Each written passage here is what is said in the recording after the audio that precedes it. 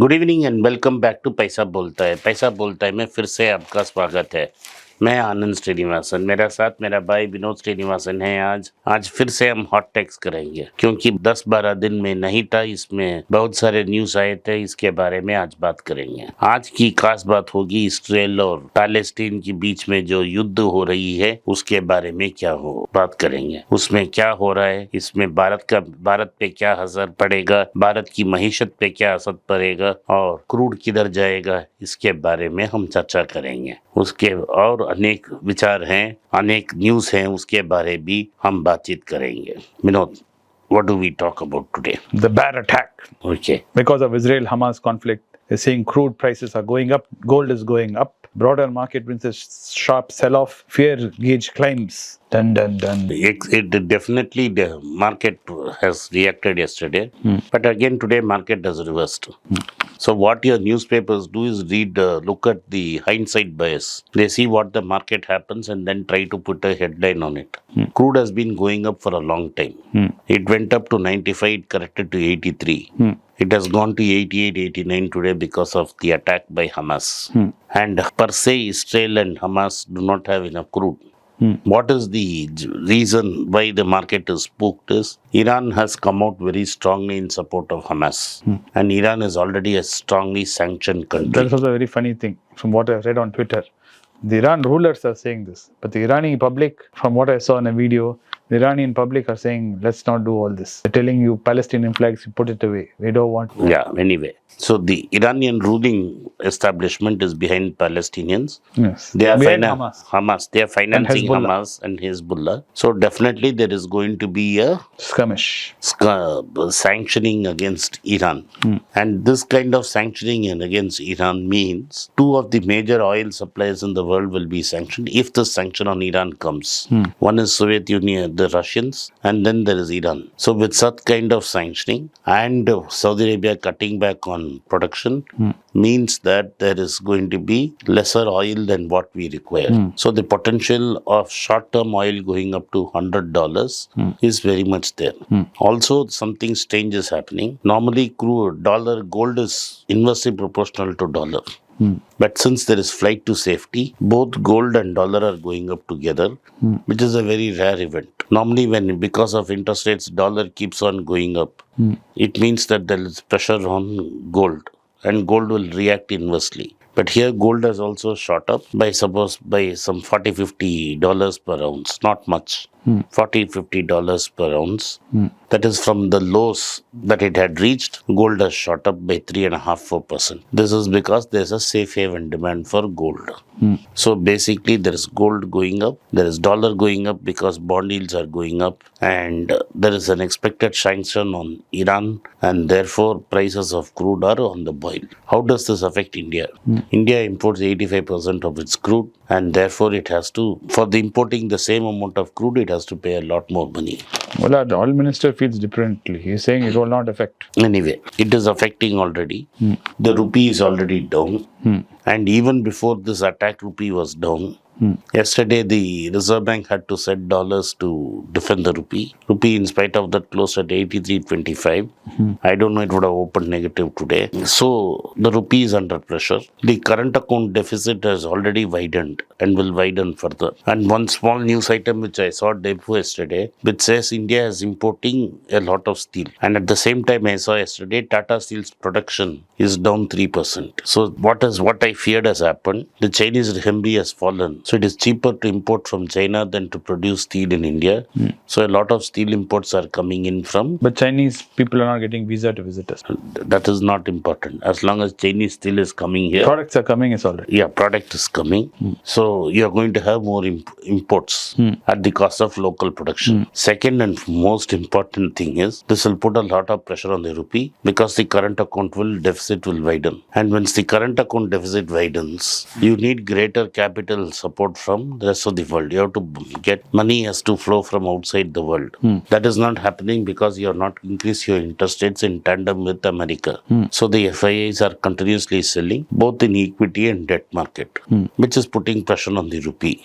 And since we import a lot of goods, we are importing inflation. So on the whole, already a difficult situation has been made worse by Israel attacking Gaza. Okay. Claudia Golden wins Nobel Prize for Economics. Harvard economic historian Claudia Golden won the 2023 Nobel Economics for her work exposing gender gap issues, including deep-rooted wage inequalities between men and women. What do you think about that? It's true. If for a long time in tennis it was there. Yes, but our country's made strides. We have passed in parliament. Women. Yeah, when in 2034 it will happen. So basically, men and women doing the same job don't get the same salary. It's known. Claudia Golden was the first to find out, and it was generally believed till the turn of the century American women did not work.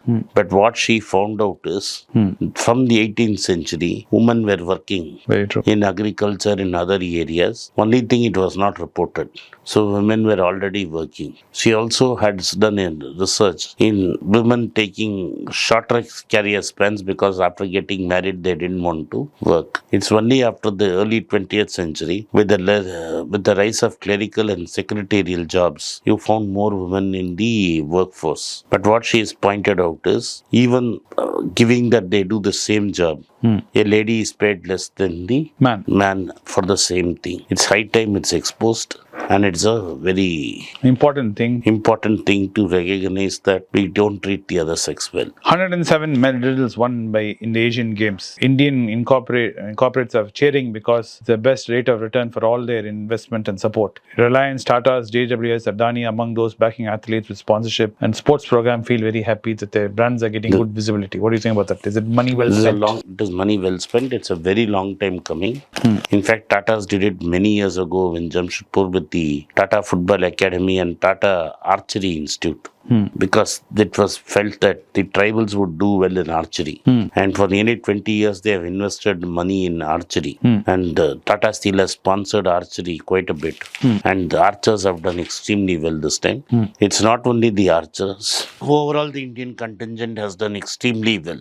And for the first time in 70 years, we have won more than 100 medals. That's something to be very proud of. What about this? Anand Citigroup is now selling its consumer business and wealth business to HSBC in China. They're exiting China also like what they did in India. I don't know what this lady is doing, Jane. Yeah, very Crazy, because when I speak to people in ex-city people, they told me that this is a knee-jerk reaction. There was a highly profitable business and very successful business that they are being forced to exit this, and they sold it to the wrong bank because this was Citi is a very classy business known for high-end customer service, and on customer service, what is ranked worst is Axis Bank. And even as an Axis Bank customer, I know how tough it is to work with Axis Bank. Though my wife would like to try working with them, it is very difficult to work with Axis Bank. And Citi has destroyed its franchisee by giving it to Axis Bank because he was the highest bidder.